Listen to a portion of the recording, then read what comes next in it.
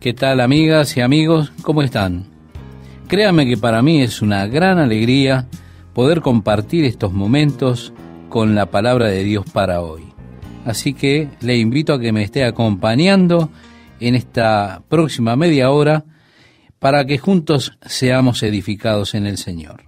Cuando Cristo regrese a la tierra en gloria para establecer su reino sobre la tierra, la primera tarea a su regreso será el juicio a las naciones, en el cual se determinará cuáles de estos pueblos que han sobrevivido a la gran tribulación estarán aptos para entrar en la era del reino. Y así, todas las personas de las naciones serán puestas ante Dios durante este período de juicio. Así que es posible que una persona sobreviva a la gran tribulación y vea al Señor cuando Él venga nuevamente. Aún así, puede no estar habilitada para entrar en la era del reino. Para ese momento habrá una clara división cuando Él separe los pueblos, las naciones, como un pastor separa las ovejas de las cabras. En el libro del profeta Daniel, en el capítulo 12, cuando Daniel le está preguntando al Señor, ¿cuándo será el fin? El Señor le informa a Daniel, y desde el tiempo que sea quitado el continuo sacrificio hasta la abominación desoladora, habrá 1290 días. Él dijo, bienaventurado el que espere y llegue a 1335 días. Bien, yo creo que esto significa que este período en particular al cual Jesús se está refiriendo aquí en Mateo 25 probablemente durará unos 40 días, que es el número de juicio en las Escrituras. Este período de juicio, sin embargo, en el cual Jesús juzgará a las naciones, como el Señor le dice a Daniel, bienaventurado el que espere y llegue a 1335 días, significa, si usted lo logra entonces, estará en el reino. En ese momento, Él desechará del reino a aquellos que Él estima como indignos para entrar en Él. Yo quiero que ahora note usted a aquellos a los que Él se refiere como sus ovejas. Jesús dice, venid, benditos de mi Padre, heredad del reino preparado para vosotros desde la fundación del mundo. Es muy interesante cómo muy a menudo las Escrituras se refieren al plan de Dios para nuestras vidas, plan que Él tiene desde la fundación del mundo. El apóstol Pablo dice que fuimos escogidos en Él desde la fundación del mundo. Es el plan de Dios, el eterno plan de Dios para sus hijos, de compartir la gloria de su reino. Jesús oró, Padre, aquellos que me has dado, que vean mi gloria, porque me has amado desde antes de la fundación del mundo. ¿Recuerda este pasaje de San Juan 17, estimado oyente? Sí, la gloria del reino de Dios para aquellos que estén habilitados para compartirla. En el verso 37 leemos, Señor, ¿cuándo te vimos hambriento y te sustentamos, o sediento y te dimos de beber? ¿Cuándo te vimos en estas condiciones?, podríamos decir. Jesús responde, de cierto os digo que en cuanto lo hicisteis a uno de estos mis hermanos más pequeños, a mí lo hiciste. Hay una hermosa historia de Martín de Turín. Él era un soldado y era cristiano. Él estaba entrando en una ciudad en un día frío. Allí había un mendigo pidiéndole ayuda. Pero Martín no tenía nada de dinero. ¿Qué es lo que hizo? Él tomó su abrigo militar, y lo cortó por la mitad, y le dio la mitad a este mendigo. Se dice que esa noche Martín tuvo un sueño, y en su sueño él vio al Señor de pie junto con todos sus ángeles en el cielo, y el Señor estaba vistiendo la mitad de un abrigo militar. En cuanto lo hicisteis a uno de estos mis hermanos más pequeños, a mí lo hicisteis. Cualquier cosa que nosotros hagamos, estimado oyente, debemos hacerlo como para el Señor. Y cualquier cosa que nosotros realicemos para el Señor, Él nos recompensará por ello. Es muy importante que nosotros nos interesemos en las personas que están a nuestro alrededor, en las necesidades de esas personas a nuestro alrededor. ¿Cómo puedo decir que el amor de Dios mora en mi corazón si yo cierro mi corazón a las necesidades de las personas? Santiago, en su particular exposición, trayendo el cristianismo hacia los aspectos prácticos, dice que si usted le dice a un hermano, calentaos y saciaos y demás, y no le da algo, ¿qué bien le ha hecho a esa persona? Y él nos exhorta a los aspectos prácticos de tender una mano, teniendo compasión por aquellos que están en necesidad. Seguramente en estos días de crisis económica, nosotros, como hijos de Dios, debemos preocuparnos por aquellos menos afortunados que andan a nuestro alrededor, aquellos que están necesitando ayuda en este preciso momento. ¿Cómo podemos nosotros tener lujos cuando alguien a nuestro lado está pasando hambre? Jesús dice, en cuanto lo hicisteis a uno de estos mis hermanos más pequeños, a mí lo hicisteis. Aquellos que estaban ignorando las necesidades de los que le rodeaban eran los cabritos. De cierto os digo que en cuanto no lo hicisteis a uno de estos más pequeños, tampoco a mí lo hicisteis, dijo Jesús. Hubo una cosa allí que yo pienso que fue muy interesante. Nosotros leemos en el versículo 41, apartaos de mí, malditos al fuego eterno, preparado para el diablo y sus ángeles. Quiero decirle, estimado oyente, que Dios no preparó la gehenna, es decir, el infierno, para los hombres. Fue preparado por Dios para Satanás. Por lo tanto, Dios no lanza a los hombres al infierno. Él no lo preparó para los hombres. Él lo preparó para Satanás. No obstante, si una persona quiere alinearse con Satanás e ir allí, Dios hará lo posible por detenerlo. Dios ha hecho lo mejor de su parte para detenerlo. Él ha enviado a su Hijo único para salvar a los hombres de ese destino. Pero si una persona quiere rechazar la provisión de Dios, si una persona se dispone a rebelarse contra Dios y unirse en la rebelión a Satanás contra el reino de Dios, entonces ese hombre, por su propia voluntad, por su propia elección, pasará la eternidad separado de Dios. El último versículo del capítulo 25 de Mateo dice, e irán estos al castigo eterno, y los justos a la vida eterna. Ahora, la pregunta acerca de si una persona estará en el tormento y sufrimiento por siempre es un asunto que yo preferiría que no existiera, pero no me atrevo a cambiar lo que Dios ha dicho o a modificar lo que Dios ha dicho. Y aquí Jesús dice, apartaos de mí, malditos, al fuego eterno preparado para el diablo y sus ángeles, e irán estos al castigo eterno, y los justos a la vida eterna. Entonces, ¿qué es lo que esto significa? Mire, yo no estoy preparado para decirlo, pero no me atrevo a modificarlo o a cambiarlo tampoco. ¿Sabe usted?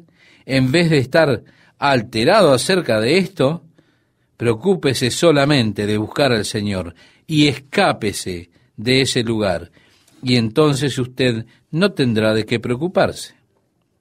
Comenzamos el capítulo 26 en el verso 1, donde dice: cuando hubo acabado Jesús todas estas palabras. Este es el final del discurso en el monte del Olivar.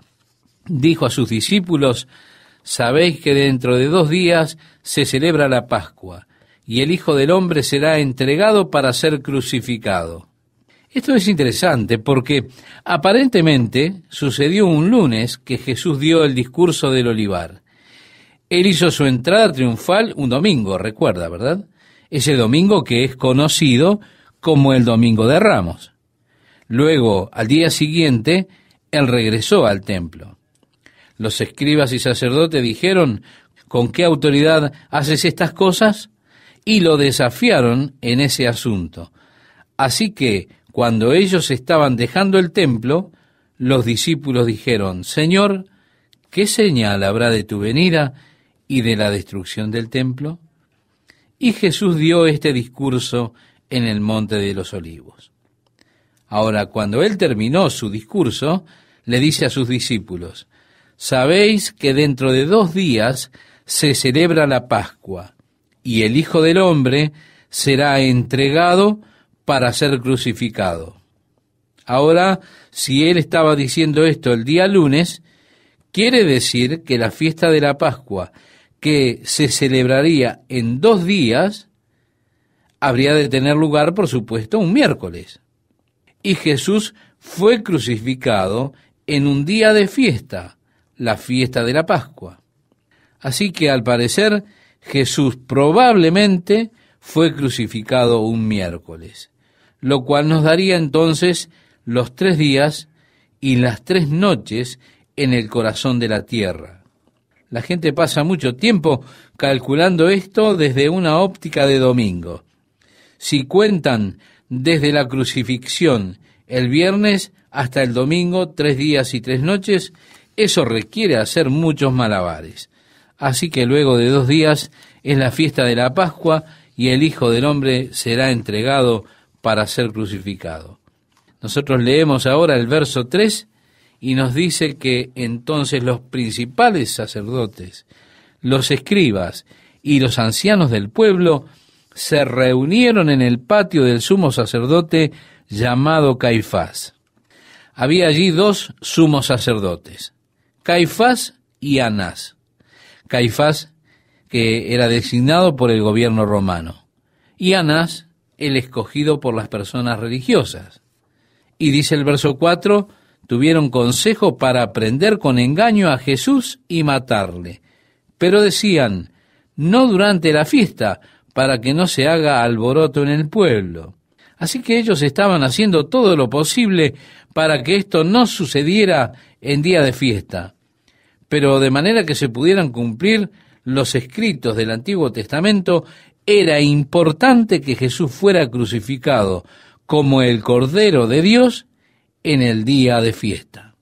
Así que ellos estaban tratando de evitar el día de fiesta, pero aún así no había forma de que ellos pudieran hacerlo. ¿Por qué? Porque era apropiado de que en esa fiesta de Pascua, en la cual ellos recordaban cómo el Cordero fue sacrificado para de esa manera salvar al primogénito, así el Cordero de Dios estableció ahora un nuevo pacto de Dios con las personas. Era importante que fuera en ese día en que se conmemoraba el Cordero de la Pascua, que Cristo, nuestra Pascua, sufriera por nosotros. Ahora leemos en el versículo 6, y nos dice: y estando Jesús en Betania, en casa de Simón el leproso, vino a él una mujer con un vaso de alabastro de perfume de gran precio, y lo derramó sobre la cabeza de él, estando sentado a la mesa. Al ver esto, los discípulos se enojaron, diciendo: ¿para qué este desperdicio? En el Evangelio de Juan, estimado oyente, él nos dice que el discípulo que declaró estas palabras fue Judas Iscariote. Juan dice que Judas dijo esto no porque él se preocupara por los pobres, sino que él guardaba el dinero y se alimentaba de él. Así que Judas no era realmente la clase de individuo benévolo y que se preocupaba por los pobres. él guardaba la bolsa del dinero y se ha estado aprovechando del dinero. Y Judas se figura, wow, si tuviésemos eso en nuestro tesoro, tendría más para gastar. Así que ellos dicen, porque esto podía haberse vendido a gran precio y haberse dado a los pobres. Y entendiéndolo, Jesús les dijo, ¿por qué molestáis a esta mujer? Pues ha hecho conmigo una buena obra, porque siempre tendréis pobres con vosotros, pero a mí no siempre me tendréis. Porque al derramar este perfume sobre mi cuerpo, lo ha hecho a fin de prepararme para la sepultura. De cierto os digo, que donde quiera que se predique este evangelio en todo el mundo, también se contará lo que ésta ha hecho para memoria de ella. En esto, Judas más bien fue regañado por Jesús, por lo que había dicho, así que Judas se fue. Entonces, uno de los 12, que se llamaba Judas Iscariote, fue a los principales sacerdotes y les dijo, ¿qué me queréis dar? Y yo os lo entregaré. Y ellos le asignaron 30 piezas de plata, y desde entonces buscaba oportunidad para entregarle. Así leemos en el verso 14 al 16. Por supuesto, las 30 piezas de plata era un precio que había sido profetizado en la profecía del Antiguo Testamento, en el libro de Zacarías capítulo 11, versículos 12 y 13. Luego Zacarías dice que la plata sería arrojada en la casa del Señor y usada para comprar el campo del alfarero. 30 piezas de plata era el precio que usted debía pagarle a su vecino si usted tenía un buey que le haya dado una corneada a alguien. Y si sucediera que el buey corneara al siervo de su vecino y lo matara, usted debía pagarle 30 piezas de plata por esa muerte, de manera de compensar a su vecino por la pérdida de su siervo. Como en Zacarías dice, hermoso precio con el que me han apreciado. Y ellos presupuestaron 30 piezas de plata. Entonces dice, hermoso precio con el que me han apreciado. Y tomé las 30 piezas de plata y las eché en la casa de Jehová al tesoro. Así Judas, volviéndose en contra de Cristo, buscando ahora traicionarlo, él busca la oportunidad. Y leemos, el primer día de la fiesta de los panes sin levadura, vinieron los discípulos a Jesús diciéndole, ¿dónde quieres que preparemos para que comas la Pascua? Y él dijo, id a la ciudad a cierto hombre y decirle, el maestro dice, mi tiempo está cerca, en tu casa celebraré la Pascua con mis discípulos. Y los discípulos hicieron como Jesús les mandó y prepararon la Pascua. Ahora bien, estimado oyente, recuerde que para los judíos el día no comenzaba a la medianoche como comienza para nosotros. Su día comenzaba al atardecer. Así es que ellos no celebraban la cena del Sabbat en la noche del sábado, sino en la noche del viernes, porque su Sabbat comenzaba al atardecer del viernes y se extendía hasta el atardecer del sábado. Así que Jesús, teniendo la cena de la Pascua con sus discípulos, la tuvo al comienzo del día de la Pascua, que comenzaba al atardecer. Es así que en la tarde ellos comieron la comida de la Pascua juntos. Pero ese día continuó hasta el atardecer del siguiente día. Así fue que en el primer día de la fiesta de la Pascua, cuando llegaron los discípulos, fue para preparar la comida de la Pascua. Y no fue como lo que hacemos nosotros de tomar un pedazo de pan y beber una copa y tener comunión, sino que la suya fue una cena. Ellos debían asar el cordero y debían comerlo entero. Era solo un tiempo de fiesta. Así que al atardecer ellos debían tener todo pronto y preparado. Entonces comieron la cena de Pascua con Jesús. Luego fue esa noche que Jesús llegó al jardín del Getsemaní, y al día siguiente, que debía ser el día de la fiesta de la Pascua, fue cuando Jesús fue crucificado. ¿Qué tal, amigos? ¿Cómo están? Es un gusto para mí estar una vez más con ustedes compartiendo la palabra de Dios para hoy. Leemos este pasaje que citáramos con anterioridad. El primer día de la fiesta de los panes sin levadura, vinieron los discípulos a Jesús diciéndole: ¿Dónde quieres que preparemos para que comas la Pascua?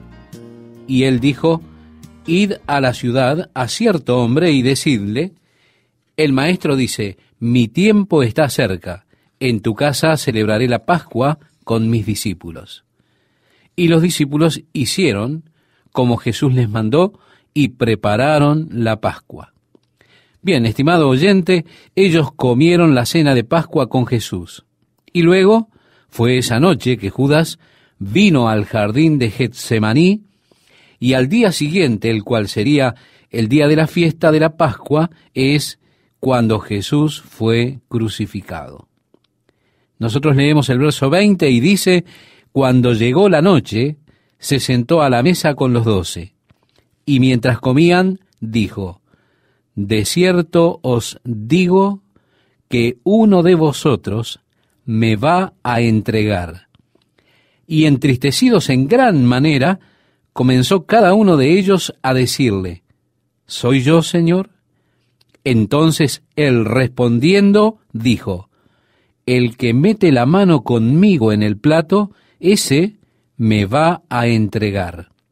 A la verdad, el Hijo del Hombre va, según está escrito de él. Mas ay de aquel hombre por quien el Hijo del Hombre es entregado. Bueno le fuera a ese hombre no haber nacido. Qué cosa tremenda de decir de un individuo, ¿verdad? Pero eso se dice de cada persona que traiciona a Cristo también. Eso debe ser dicho de todo hombre que rechaza aceptar a Jesucristo como su Salvador personal. Bueno le fuera a ese hombre no haber nacido, más que haber nacido y vivir para rechazar la provisión de Dios para su salvación. Estaría en mejor situación si usted nunca hubiese nacido que si rechaza el amor de Dios. Ahora leemos el verso 25 y nos dice: entonces respondiendo Judas, el que le entregaba, dijo: ¿soy yo, maestro? Le dijo: tú lo has dicho. Por supuesto, él ya había hecho un acuerdo. Él sabía bien que era él mismo el que ya había pactado entregarle. Entonces, respondiendo Judas, el que le entregaba, dijo: ¿soy yo, maestro? Le dijo: tú lo has dicho. Y mientras comían, tomó Jesús el pan, y bendijo, y lo partió, y dio a sus discípulos, y dijo: tomad, comed, esto es mi cuerpo. Hemos reiterado la lectura del verso 25 y hemos agregado la lectura del verso 26. El pan partido. Note que Jesús lo conecta ahora con su propio cuerpo.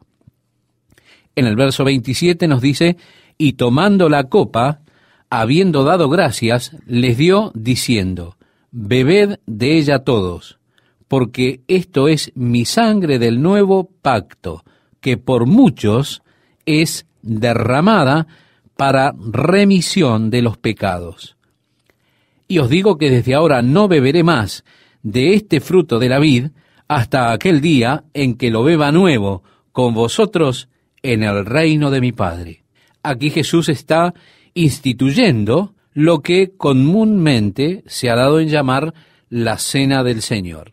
Tomamos nosotros el pan partido y la copa para recordar a Jesucristo, para recordar su cuerpo partido por nosotros, su sangre que fue derramada por nuestros pecados. Así recordamos el nuevo pacto que Dios ha hecho a través de la sangre de Cristo Jesús. El antiguo pacto fue establecido por Moisés, el pacto por el cual el hombre se podía relacionar con Dios, por el cual podía venir ante Él. Y bajo el antiguo pacto, el hombre se acercaba a Dios a través de un sacerdote, el cual ofrecía un sacrificio por ese hombre y por el pecado de él. Y el sacerdote iba y se acercaba a Dios por ese hombre. Jesús dijo: ahora estamos estableciendo un nuevo pacto, un nuevo acercamiento a Dios. Y ese acercamiento es a través de Jesucristo.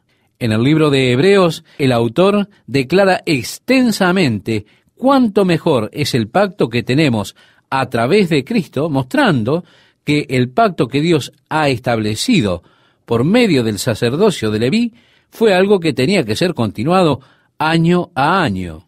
Habiéndose completado el sacrificio, no tenían que hacerlo cada año yendo al lugar santísimo, pues Jesucristo ha establecido un pacto mejor, de un modo mejor, de una vez por todas, dando así su vida por nosotros, que a través de Él ahora estamos capacitados para venir a Dios y relacionarnos con Él. Las bases del pacto entre Dios y el hombre es la relación con el hombre con Dios, Dios con el hombre, y esto es el fundamento por el cual yo puedo venir a Dios y relacionarme con Él. Ahora bien, estimado oyente, Dios ha hecho un camino para que nosotros vengamos a Él. Ese camino es a través de Jesucristo y la sangre que Él vertió por nuestros pecados. Es así que vemos que Cristo lo está estableciendo ahora a través de este memorial, la Pascua, la cual esa cena siempre buscaba representar. Ellos observaban los sábados, las lunas nuevas y demás. Pablo dijo, las cuales fueron una sombra de las cosas por venir. Pero la sustancia, el cuerpo, es de Cristo. Sí, estimado oyente, todas las observancias de la fiesta de la Pascua en el Antiguo Testamento apuntaban hacia el actual Cordero de Dios, que daría su vida por los pecados del mundo y establecería así un pacto por medio del cual los hombres, a través de Cristo, pudiesen venir a unirse con Dios. Así es este hermoso pacto en el cual venimos a Dios a través de la persona de Jesucristo. Leemos el verso 30, estimado oyente, ¿me acompaña en la lectura? Allí dice, y cuando hubieron cantado el himno, amigo, déjeme decirle que me encantaría tener un grabador para grabar a Jesús cantando con sus discípulos. Los 12 cantores.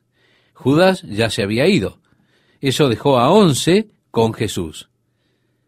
¿Qué fue lo que cantaron? Podemos preguntarnos. Yo en realidad creo que cantaron el Salmo 136. Este es el salmo que tradicionalmente cantaban cuando llegaba la fiesta de la Pascua. Así que usted puede regresar y leer la letra de la canción que Jesús cantó, el himno que cantó Él con sus discípulos allí en el Salmo 136. Ese Salmo Jalel, el cual es tradicionalmente cantado al final de la fiesta de la Pascua. Ese salmo declara las glorias de Dios. Así tenemos que la ley vino por Moisés, mientras que la gracia y la verdad vinieron a través de Jesucristo. La demostración de las misericordias de Dios para con los hombres. Seguimos leyendo en el verso 31, ¿me acompaña? Dice así, entonces Jesús les dijo, todos vosotros os escandalizaréis de mí esta noche, porque escrito está, heriré al pastor, y las ovejas del rebaño serán dispersadas. Pero después que haya resucitado, iré delante de vosotros a Galilea. Respondiendo Pedro le dijo, aunque todos se escandalicen de ti, yo nunca me escandalizaré. Jesús le dijo, de cierto te digo que esta noche, antes que el gallo cante, me negarás 3 veces. Pedro le dijo, aunque me sea necesario morir contigo, no te negaré. Y todos los discípulos dijeron lo mismo. Pedro es culpable aquí de jactarse de sí mismo, declarando que su amor era superior al amor de los otros discípulos. Cuando Jesús le dijo la profecía de Zacarías, hiere al pastor y serán dispersadas las ovejas, y haré volver mi mano contra los pequeñitos. Todos vosotros os escandalizaréis de mí esta noche. Entonces Pedro dijo, Señor, aunque todos se escandalicen, yo nunca me escandalizaré. Jactándose de sí mismo, dijo, nunca me escandalizaré. Jesús le respondió a Pedro: Pedro, antes de que el gallo cante, me negarás 3 veces. Pero Pedro siguió discutiendo allí con el Señor. Y créame, estimado oyente, discutir con el Señor es realmente absurdo. ¿Alguna vez se ha embarcado usted en esta locura? Yo sí, me he encontrado discutiendo con el Señor. Pero quiero decirle algo. ¿Sabe? Yo siempre estuve equivocado. Pedro estaba desafiando las declaraciones de Jesús. Aunque ellos, yo nunca, Señor, nunca te negaré. Moriré por ti. Usted no dude de la sinceridad de Pedro. No dude de su devoción. Yo creo que Pedro estaba absolutamente convencido cuando él declaró esto. Creo que Pedro sintió que él podría poner su vida por Jesús. Moriré por ti, nunca te negaré, Señor. Pero esto nos muestra lo absurdo de los votos que son hechos basados en nuestras propias fuerzas. El hacer una promesa a Dios, el hacer un voto a Dios, es solo confiar en nuestra propia carne. Más tarde a Pedro le dirá: Pedro, el espíritu está presto, pero la carne es débil. Es verdad, su espíritu siempre está dispuesto, no hay problemas allí, pero la carne es débil. Esto es un mal común que todos conocemos. No es una cuestión de mi espíritu, no es una cuestión de mi amor, de mi devoción, no es tampoco una cuestión de mi sinceridad o aún de mi deseo. La cuestión es la debilidad de mi carne. Ese es el verdadero problema. Allí es donde el problema realmente radica. Amo al Señor, le quiero servir con todo lo que tengo. Mi problema es que estoy viviendo en un cuerpo carnal y este cuerpo es realmente débil. Ahora bien, estimado oyente, es importante saber que nuestra carne es débil. Por eso es que yo no confío en ella. Y esto era lo que Pedro necesitaba aprender. Jesús sabía esto todo el tiempo. La Biblia dice que Él conoce nuestros límites. Sabe que no somos más que polvo. Yo personalmente no conozco mis límites. Tengo a menudo la tendencia a pensar que soy más fuerte de lo que en verdad soy. Muchas veces pienso que soy más sabio de lo que en verdad soy, que soy más capaz de lo que soy. Y por causa de mis sentimientos de habilidad, deriva de allí la confianza que en ocasiones tengo en ella. Dios debe revelarme la debilidad de mi propia carne para que aprenda a no confiar en mí mismo, sino completamente confiar en Él. Si estoy confiando en mí mismo, si me vuelvo una persona con autoconfianza, entonces mi fuerza siempre estará limitada a mí. Mis habilidades estarán limitadas a mí. Pero si yo aprendo que soy débil, que no puedo hacerlo, y en lugar de ello aprendo a confiar en el Señor, en su fuerza y habilidad, entonces tendré una fuerza ilimitada y habilidad ilimitada. Dios quiere traerle a una dimensión más amplia de fortaleza ilimitada, de potencial ilimitado, de habilidades ilimitadas al confiar en Él para servirle. Estimado oyente, Pedro necesitaba aprender eso. Su espíritu en verdad estaba dispuesto, pero su carne era débil. Jesús lo sabía, Pedro no, lo averiguó un poquito después. Ahora leemos en el verso 36, si usted me acompaña, allí en Mateo capítulo 26, versículos 36 y 37, dice: Entonces llegó Jesús con ellos a un lugar que se llama Getsemaní, y dijo a sus discípulos: Sentaos aquí, entre tanto que voy allí y oro. Y tomando a Pedro y a los 2 hijos de Zebedeo, comenzó a entristecerse y a angustiarse en gran manera. Bien, la cosa aquí es que la presión del momento comenzó a venir sobre Jesús en ese preciso instante. Entonces Jesús les dijo: Mi alma está muy triste hasta la muerte. Quedaos aquí y velad conmigo. También aquí Jesús trae con él a estos 3 discípulos, los cuales tenían una relación más cercana con Jesús. Ellos son los 3 que tuvieron el privilegio de estar en el monte de la transfiguración con él. Los 3 que con frecuencia eran designados para misiones especiales. Y les dice: compañeros, quédense aquí, velen, mi alma está triste hasta la muerte, velen conmigo. Era una forma de buscar apoyo de parte de ellos. Ellos eran sus asociados más íntimos.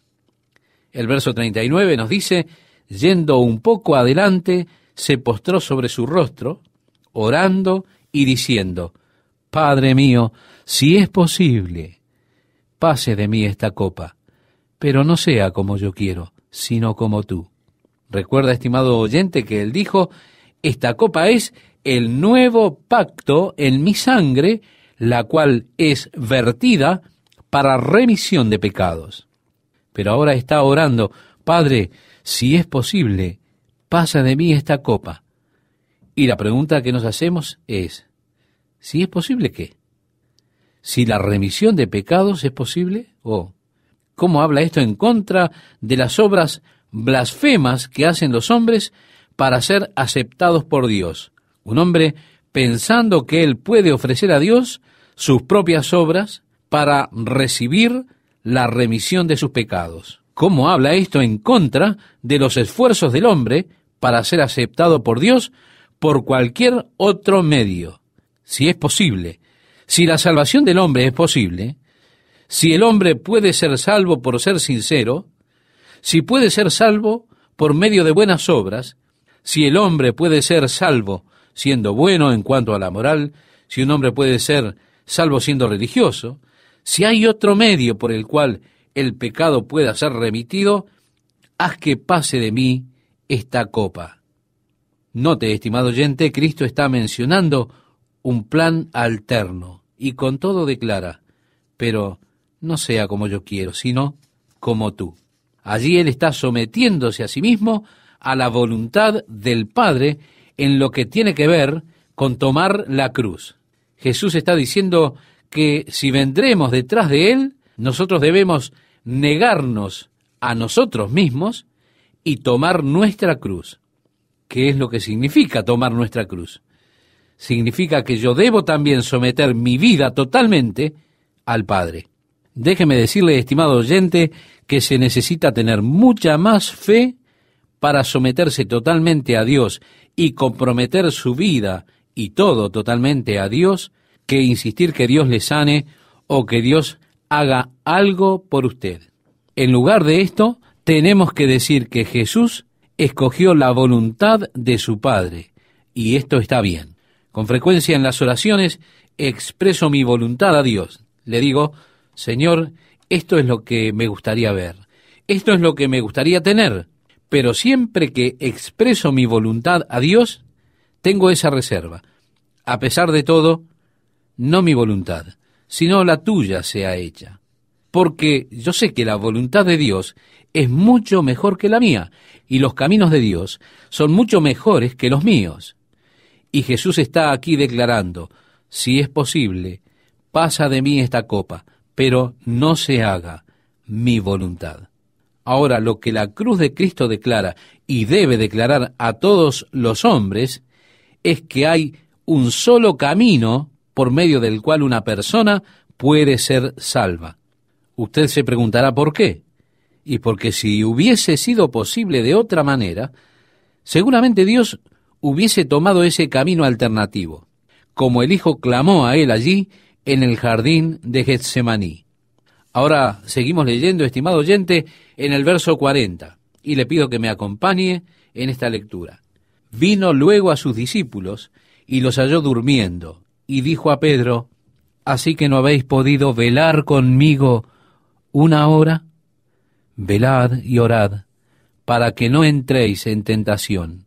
El espíritu a la verdad está dispuesto, pero la carne es débil. Aquí es cuando Jesús necesitó el apoyo de ellos más que en cualquier otro momento. Pero él estaba sin ese apoyo. ¿Por qué? Porque ellos estaban durmiendo, en lugar de estar allí para animarlo y fortalecerlo. Sus discípulos estaban cansados y se durmieron. Ahora Jesús los despierta y como que los rezonga cuando les dice: ¿no habéis podido velar conmigo una hora? Velad y orad para que no entréis en tentación. Y luego les hizo entender que el espíritu a la verdad está dispuesto. Ese no es el problema. El problema es que su carne es débil. Yo lo sé. Estaríamos pensando que decía Jesús. En el verso 42 leemos, otra vez fue y oró por segunda vez diciendo, Padre mío, si no puede pasar de mí esta copa sin que yo la beba, hágase tu voluntad. Consignándose él mismo ahora completamente a la voluntad del Padre. Padre mío, hágase tu voluntad. Finalmente leemos el verso 43, estimado oyente, y allí nos dice, vino otra vez y los halló durmiendo, porque los ojos de ellos estaban cargados de sueño, y dejándolos, se fue de nuevo y oró por tercera vez, diciendo las mismas palabras. Entonces vino a sus discípulos y les dijo, dormid ya y descansad. ¿Qué tal, amigas, amigos? Créame que estoy muy feliz de poder compartir el estudio del día de hoy. Y realmente espero que sea de ayuda para su crecimiento, nuestro crecimiento espiritual. ¿Me acompaña en la lectura, estimado oyente? Allí en el versículo 40 del capítulo 26 de Mateo leemos, vino luego a sus discípulos y los halló durmiendo, y dijo a Pedro, ¿así que no habéis podido velar conmigo una hora? Velad y orad para que no entréis en tentación.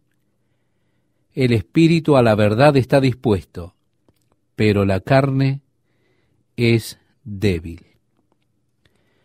Aquí es cuando Jesús necesitaba su apoyo más que nunca.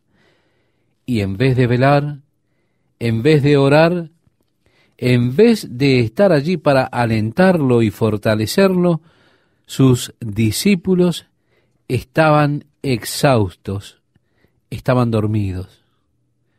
Jesús los despierta y en cierta manera los reprende. Les dice, ¿así que no habéis podido velar conmigo una hora? Velad y orad para que no entréis en tentación.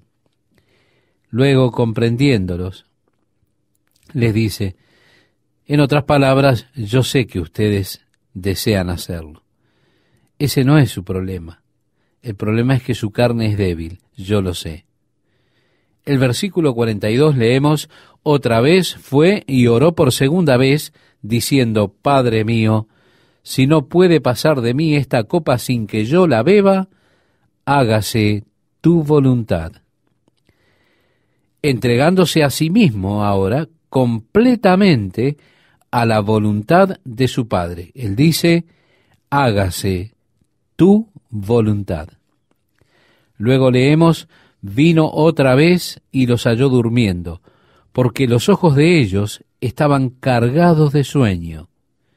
Y dejándolos, se fue de nuevo y oró por tercera vez diciendo las mismas palabras. Entonces vino a sus discípulos y les dijo, dormid ya y descansad. Mire, estimado oyente, estas no son palabras de desprecio ni de reprensión, sino que son palabras de amor tierno para esos hombres a los que él se había acercado tanto. En la versión antigua de la Biblia, luego de lo que les dice Jesús, leemos, dormid ya y descansad. Hay 2 puntos. Probablemente hay un intervalo de varias horas marcado por esos 2 puntos. Y yo creo que durante este intervalo de tiempo en que los discípulos dormían, allí en el jardín de Getsemaní, Jesús se sentó, tal vez pensando, ustedes no pueden velar conmigo, pero yo velaré sobre ustedes. Quizá él estaba esperando a que llegara Judas, esperando que sucediera lo inevitable. Así que por un par de horas, tal vez Jesús se sentó allí mirándolos, velando sobre ellos, orando por ellos, conociendo la angustia, conociendo la confusión que ellos habrían de experimentar, conociendo la experiencia completa, el trauma que atravesarían cuando lo vieran a él crucificado. Y yo creo, estimado oyente, que él estaba orando para que el Padre lo fortaleciera. Me pregunto cuán a menudo él vela por nosotros y dice, oh Padre, él está allí intercediendo por nosotros. Él siempre está ahí para interceder por usted. ¿Y cuántas veces él está allí velando por usted mientras usted duerme? Y él dice, ahora Padre, ellos van a tener un día duro mañana. Ellos van a enfrentar muchos problemas. Padre, fortalécelos. Pastorea sobre ellos. Qué hermoso, estimado oyente, es saber que Jesús está allí sentado en el jardín velando sobre sus discípulos. Ahora bien, ese intervalo de tiempo ha pasado y Jesús dice, levantaos. He aquí ha llegado la hora y el Hijo del Hombre es entregado en manos de pecadores. Levantaos, vamos. Ved, se acerca el que me entrega.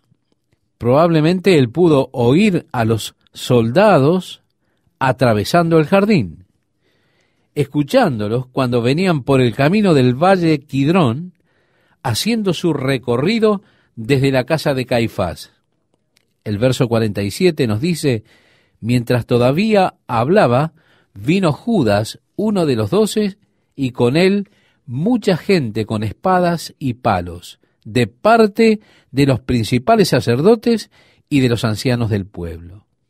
Y el que le entregaba les había dado señal diciendo, al que yo besare, ese es, prendedle. Y enseguida se acercó a Jesús y dijo, salve, maestro, y le besó. Es interesante que en el griego hay una palabra para besar. Es el beso en la mejilla que usted le da a su esposa cuando usted se va a la mañana. Luego hay otra palabra griega para besar que es un beso apasionado. Es interesante que estas dos palabras griegas son usadas aquí. Judas dice, al que yo besare. Ese es la clase de beso en la mejilla. Ese es. Pero cuando llega Judas, el relato dice, y le besó. Y aquí se usa la otra palabra griega. Fue un beso apasionadamente dado. Jesús le dijo, amigo, ¿a qué vienes?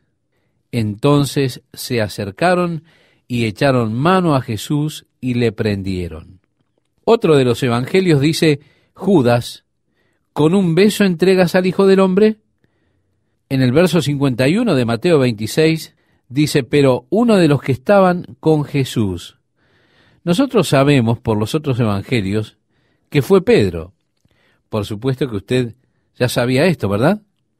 Y dice que extendiendo la mano, sacó su espada e hiriendo a un siervo del sumo sacerdote, le quitó la oreja. Él puede estar feliz de que Pedro estaba medio dormido, si no, sin duda, podía haberle cortado la cabeza. El verso 52 nos dice, entonces Jesús le dijo, vuelve tu espada a su lugar, porque todos los que tomen espada a espada perecerán. ¿Acaso piensas que no puedo ahora orar a mi Padre y que Él no me daría más de 12 legiones de ángeles? Pedro, ¿aún no te das cuenta de lo que está sucediendo? En otras palabras, yo no necesito que hagas esto. Él se estaba sometiendo a la voluntad de su Padre. Es como si dijera, ¿yo podría escapar de esto?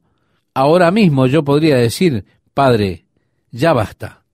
Y 12 legiones de ángeles vendrían y me librarían de esta situación. En realidad, él no necesitaba que Pedro saliera con su espada. Note, estimado oyente, que en el Antiguo Testamento nosotros leemos que cuando el ángel del Señor pasó a través del ejército de los asirios por el campamento asirio.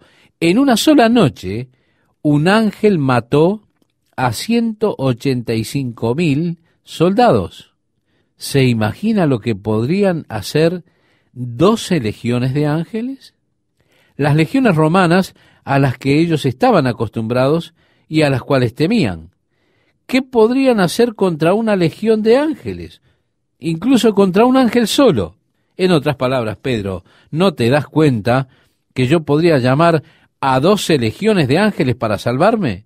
Entonces leemos, pero si yo hiciera eso, ¿cómo entonces se cumplirían las Escrituras de que es necesario que así se haga? Si yo llamo ahora por salvación, ¿cómo se cumplirían las Escrituras? ¿Cómo podría el hombre ser salvo? El verso 55 nos dice, en aquella hora dijo Jesús a la gente, como contra un ladrón habéis salido con espadas y con palos para prenderme. Cada día me sentaba con vosotros enseñando en el templo y no me prendisteis. Mas todo esto sucede para que se cumplan las escrituras de los profetas. Entonces todos los discípulos, dejándole, huyeron. Sí, estimado oyente, de repente ellos desaparecieron en la oscuridad del jardín y la atención ahora estaba sobre Jesús. Jesús ahora estaba solo. El verso 57 nos dicen, los que prendieron a Jesús le llevaron al sumo sacerdote Caifás, a donde estaban reunidos los escribas y los ancianos. Mas Pedro le seguía de lejos hasta el patio del sumo sacerdote, y entrando se sentó con los alguaciles para ver el fin. Y los principales sacerdotes y los ancianos y todo el concilio buscaban falso testimonio contra Jesús para entregarle a la muerte, y no lo hallaron, aunque muchos testigos falsos se presentaban. Pero al fin vinieron 2 testigos falsos que dijeron, este dijo, puedo derribar el templo de Dios y en 3 días reedificarlo. Y levantándose el sumo sacerdote le dijo, ¿no respondes nada? ¿Qué testifican estos contra ti? Ahora bien, por supuesto, Jesús estaba hablando del templo de su propio cuerpo, cuando le pedían por una señal. Fue entonces que él dijo, destruid este templo y en 3 días lo reconstruiré. Pero ahora ellos están utilizando estas palabras y diciendo, él dijo, puedo derribar el templo de Dios y en 3 días reedificarlo. Por supuesto, incluso cuando Jesús dijo esto, él los desafió. Ellos dijeron, hey, hemos estado 46 años construyendo este templo. ¿Qué quieres decir con que tú puedes reedificarlo en 3 días? Pero él estaba hablando del templo de su cuerpo. El verso 63 nos dice, mas Jesús callaba. Note que Jesús no respondió. Luego, con esta declaración, el sumo sacerdote lo desafió. Le dijo, te conjuro por el Dios viviente que nos digas si eres tú el Cristo, el Hijo de Dios. Ahora le está conjurando por el Padre, por el Dios viviente. Así que Jesús le dijo, tú lo has dicho. Y además os digo, que desde ahora veréis al Hijo del Hombre sentado a la diestra del poder de Dios y viniendo en las nubes del cielo. Entonces el sumo sacerdote rasgó sus vestiduras diciendo, ha blasfemado. ¿Qué más necesidad tenemos de testigos? He aquí ahora mismo habéis oído su blasfemia. ¿Qué os parece? Y respondiendo ellos dijeron, es reo de muerte. Entonces le escupieron en el rostro y le dieron de puñetazos y otros le abofeteaban. En Isaías capítulo 50, estimado oyente, en el versículo 6, cuando Isaías está profetizando acerca de Jesús, él dice, di mi cuerpo a los heridores y mis mejillas a los que me mesaban la barba. No escondí mi rostro de injurias y de esputos. Esputos es, en esa cultura oriental, una señal de total menosprecio. Y esto no es simplemente salivar, es algo mucho mayor y es realmente horrible. Esto es una absoluta displicencia y una de las cosas más vergonzosas que alguien pueda hacer, por supuesto. Eso es fácilmente reconocido. Isaías dice, a los que me mesaban la barba, tomaron fuertemente y tiraron de su barba, abofetearon su rostro. Uno de los evangelios nos dice que ellos cubrieron su rostro y luego lo abofetearon. Mire, estimado oyente, me gustaría que pensara en esto. Nuestros cuerpos están maravillosamente diseñados y tenemos tremendos reflejos, de manera que si vemos venir un golpe, nuestro cuerpo reacciona instintivamente a ese golpe, amortiguando de alguna manera el golpe para que no sea tan severo. Aún en el fútbol, cuando los jugadores son lastimados, realmente es cuando se los ataca por la espalda. Lo mismo en el boxeo, cuando el sujeto lo acorrala sofocándolo a golpes y usted no puede desprenderse. Muchas personas dicen, ¿cómo puede una persona soportar tanto castigo? Bueno, es que usted aprende a lidiar con los golpes. Usted aprende a estar relajado y a amortiguar el golpe lidiando con él. Pero al cubrir el rostro de Jesús, se le quita la posibilidad de tener reflejos y de amortiguar los golpes. Así que con el rostro cubierto, es allí cuando comienzan a darle trompadas. Luego comienzan a decirle, profetízanos, Cristo, ¿quién es el que te golpeó? Todas estas cosas padeció Jesús. ¿Sabe por qué, estimado oyente? Porque le amó a usted. Ahora bien, Isaías continúa en el capítulo 52 diciéndonos acerca del sufrimiento que sufrió Jesús. Isaías dice, ¿cómo se asombraron de ti muchos? De tal manera fue desfigurado de los hombres su parecer, y su hermosura más que la de los hijos de los hombres. En el hebreo se declara que su rostro estaba tan desfigurado que usted no podía reconocerlo como un hombre. En el momento en que ellos tiraron de su barba y cubrieron su rostro y lo golpearon en la cara, el rostro comenzó a hincharse de tal forma que no se le podía reconocer. Isaías dice, escondimos de él el rostro. Esto es que mirarlo era una experiencia realmente muy dolorosa, estimado oyente. Usted no soportaría verlo así. Yo quiero preguntarle, ¿alguna vez usted estuvo en un accidente y vio a una persona tan herida que usted tiene que girar su cabeza porque no soporta verlo? Así es como Isaías está diciendo, escondimos de él el rostro. Luego Isaías dice, mas él herido fue por nuestras rebeliones, molido por nuestros pecados. Fue por mí, estimado oyente. Él fue herido por mí, fue castigado por nuestra paz. Leemos en el verso 69, Pedro estaba sentado fuera en el patio. Créame, debe haber sido doloroso para él ver todo lo que estaba sucediendo, pero aún así, a esta altura, viendo este enojo feroz y la multitud volviéndose en contra de Jesús con tanto veneno, su corazón se llenó de miedo.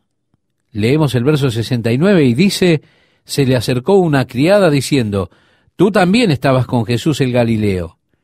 Mas él negó delante de todos diciendo, no sé lo que dices. Saliendo él a la puerta le vio otra y dijo a los que estaban allí, también éste estaba con Jesús el Nazareno. Pero él negó otra vez con juramento, no conozco al hombre. Un poco después, acercándose los que por allí estaban, dijeron a Pedro, verdaderamente también tú eres de ellos, porque aún tu manera de hablar te descubre. Entonces él comenzó a maldecir y a jurar, no conozco al hombre.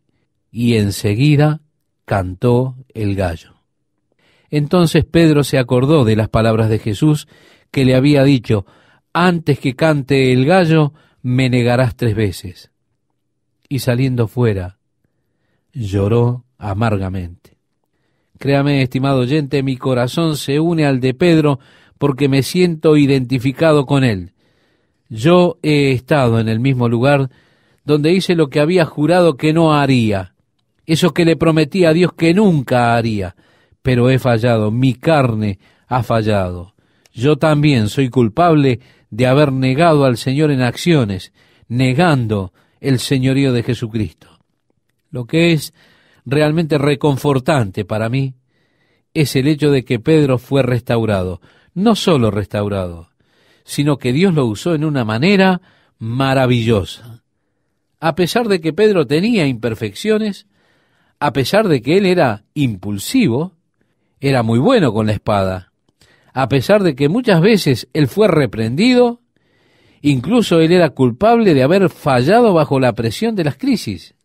Aún así, el Señor tomó a Pedro y lo usó como un maravilloso instrumento en el desarrollo de la iglesia.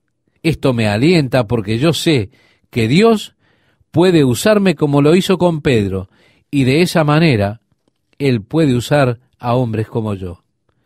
Pero primeramente es necesario que Dios prepare a ese hombre que va a usar.